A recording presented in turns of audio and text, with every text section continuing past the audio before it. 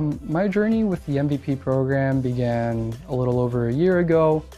I've always been very passionate about the UiPath product as a whole. It's been basically my entire career. From the moment I graduated college, I started working as a partner implementing UiPath.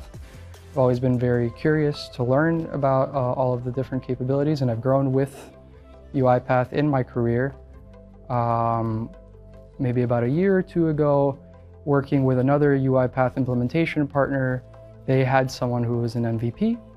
And we've always get into very technical discussions, discuss specific things we really liked about the product or some features that we would like to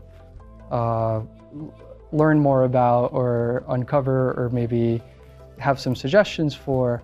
And we would talk at length outside of work about these sorts of things. And eventually he mentioned to me the MVP program and how that's what they sort of look for in people, in being able to provide honest and candid feedback about their products, being able to be a sort of medium between the community and the product teams, and being able to bring that together.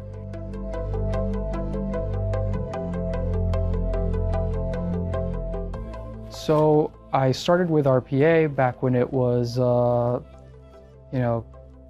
guess they call it simple, just RPA automation, basic rule-based automation.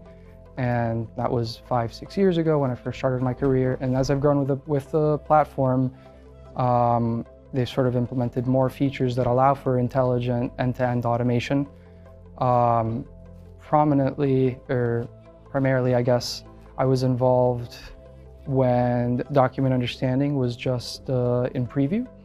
I remember this was back in maybe 2020, 2019. They released it and I was working with an implementation partner at the time. And I think I worked on the first proof of concept back before it was released to the public. And that's when I really saw the power of what specialized AI can do for automation, and driving that to become something more than just simple rule-based, going from having to write a regular expression every time you want to extract a field to just being able to semantically understand the meaning of a field and being able to utilize it in downstream automations. And that already feels like so long ago. Now moving into the more generative AI capabilities that are going to be built into automation, you can sort of prompt engineer more abstract instructions for an automation and feed that to a large language model and sort of use the response, ask for a structured response in return that can then drive downstream rules-based automation while having an intelligent component in the middle. So that'll really greatly expand the number of use cases that UiPath, RPA, and just intelligent automation generally can help or be a part of.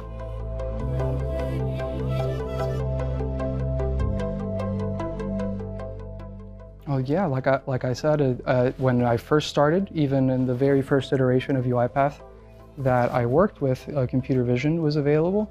It was mostly used just as a tool to automate Citrix and virtual machines applications where a selector was not available.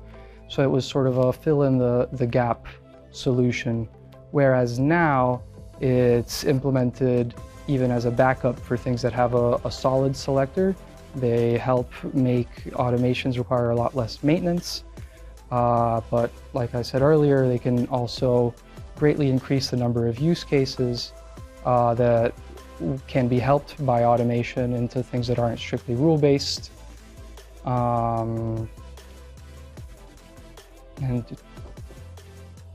yeah, no, we can do so much now. Just basically having, being able to go into an email inbox, which is completely unstructured, classify the emails and then extract data from them. That is so much more powerful than being restricted to emails that had a specific subject line or something like that, and must have the information structured in some way. It empowers us to automate almost anything.